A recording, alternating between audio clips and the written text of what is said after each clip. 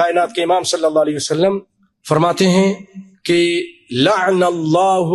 من لعن والدہ،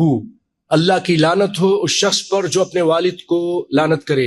ایک اور روایت میں والدی بھی ہے، جو اپنے ماں باپ کو لعنت کرتا ہے، گالی گلوچ کرتا ہے، نہیں کرنا چاہیے، اس کی لعنت ہوتی ہے۔ لعن اللہ من ذبح لغیر اللہ، اور ہندوستان پاکستان کے بھائیوں، مسلمانوں، کلمہ پڑھنے والوں، اللہ کی لعنت سے بچو۔ بہت سارے لوگ مزاروں پہ جا کے غیر اللہ کے نام پہ ذبح کرتے ہیں۔ من ذبح لغیر اللہ، پھر فرمایا لعن اللہ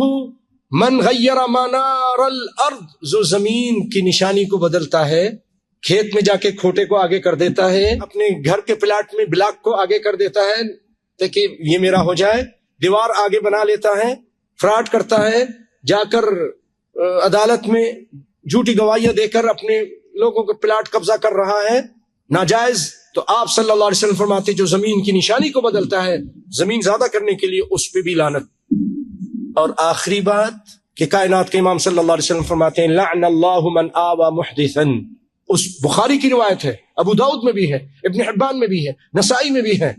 اور بھی مسند احمد میں بھی ہے کہ آپ صلی اللہ علیہ وسلم نے فرمایا لعن اللہ من آوى محدثا، جو کسی بدعتی کو اپنے یہاں جگہ دیتا ہے، ٹھہراتا ہے، احترام کے ساتھ، عزت کے ساتھ اس کی تکریم کرتا ہے، اس کو عزت دیتا ہے، اس پہ بھی لعنت۔